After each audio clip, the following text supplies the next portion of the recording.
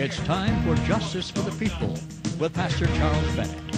Justice for the People, exploring issues involving corruption and injustices in the Tri-Cities. The opinions expressed on this program are those of the guests and Pastor Bennett, and not necessarily those of the moderator, management, staff, or advertisers of WHAP. Here now is Pastor Charles Bennett and Justice for the People.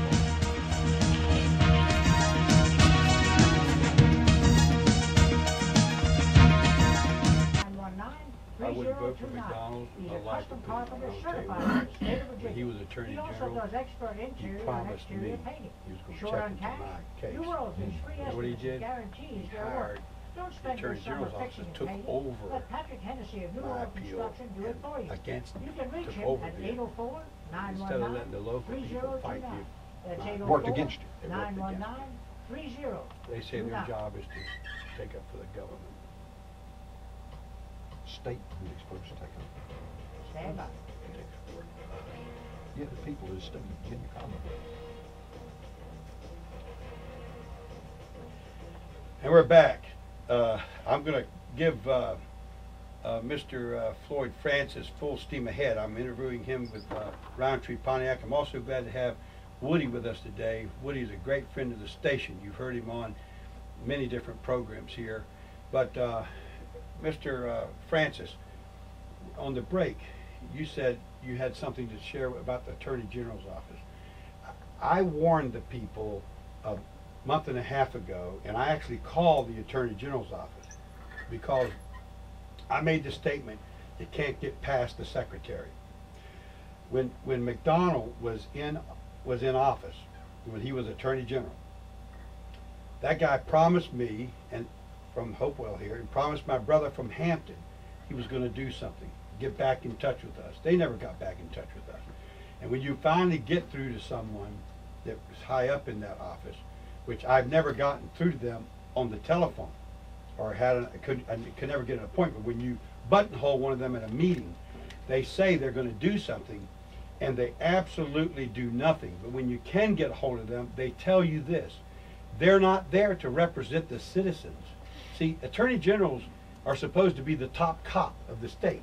They don't hold the state police responsible. They don't hold them accountable. They don't hold the Commonwealth attorneys accountable. They don't hold the judges accountable. They hold nobody accountable. They're useless. Attorney General's office is the most useless organization in the state of Virginia. It's only good for one thing. If you're going to run for governor, you become Attorney General, then you become Lieutenant Governor, then you become governor. And it's just a stepping stone to become governor. The moment McDonald got to be Attorney General, he started immediately running for governor. He never was Attorney General. And that's my charge against him, and I defy him because I have the proof. I defy him to say anything different. Now, I told you people listening to our program that that's the way it was. Listen to what Mr. Francis has to say from Roundtree, Pontiac about the subject. First of all, I'd like to say I'm with Roundtree, Pontiac, GMC Truck, Mitsubishi, and Petersburg. It's business as usual. We're open for business. We're going to continue to be open for business, with or without GMC and Pontiac. Now, with regards to Pontiac, that line, as far as we know, has been discontinued. It will go away as of 2010, October.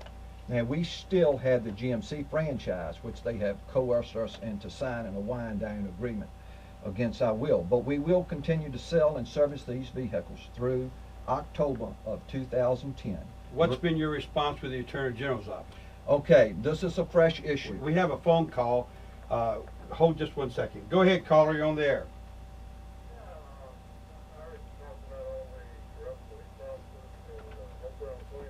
Yes?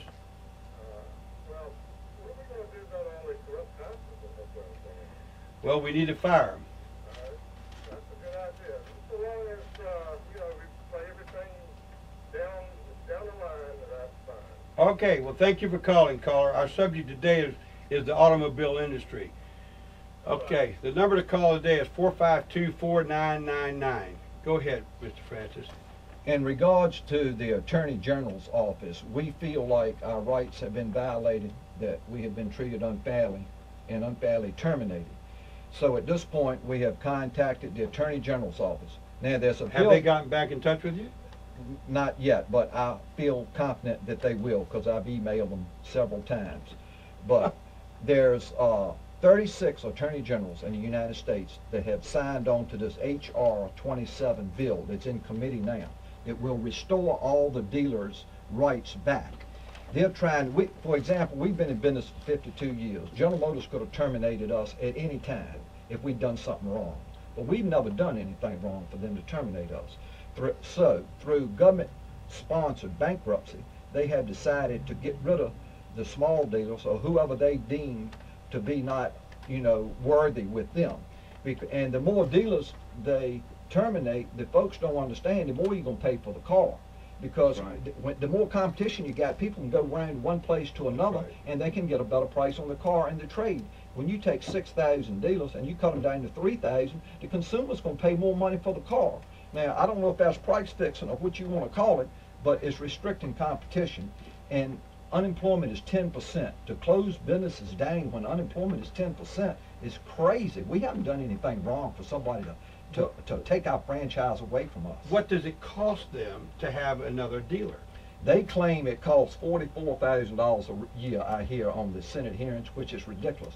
Don't worry about what it costs. How much money do we generate for these people? That's right. They're making $10,000, $15,000. I don't know the price of a car, but I mean, look at what we make, not what it costs. But they're going to make cars anyway, and if they had 6,000 dealers versus 3,000 dealers, the new dealers are not costing them. It's not costing them to have another source to sell the cars. And they get rid of cars. Yeah. Exactly. I think what has happened, General Motors has had to blame their failures on somebody. So what I think they did is blamed it on the dealers they wanted to get rid of. Now, they have sold this to the Obama administration, who set up a task force, which I have wrote Steve Ratner, I wrote him a letter, no reply. Edward Montgomery is on the task force. I wrote him a letter, no reply from him. But I think General Motors has sold them on this idea to blame it on the dealers. But the task force don't know the business, so they didn't know. I think they've been misled. We covered that the man that's in charge of of all this shuffling of General Motors. We covered a news story that says he's not even finished college yet. Well, he's not quite this or that, and the main guy was never even in a dealership, the corporate offices of General Motors or any such thing until he got that job. I mean, we have people that don't know the car industry over top of General Motors today, appointed by a president who has no legal right to be over any corporation in America. Exactly right. And what they're trying to do is override the state franchise laws, because you have to do something in the state of Virginia through DMV. You've got to commit a crime, fraud. You've got to really do something bad to take somebody's business away from them. But the Attorney General's office, which should be protecting you, the corporate businessmen, and protecting the citizens of Virginia against, big corporations or whatever, they should be in your interest, but they're not, because the Attorney General's office lives to only do one thing: to protect the judges and the lawyers and the governor. And the governors. Yeah.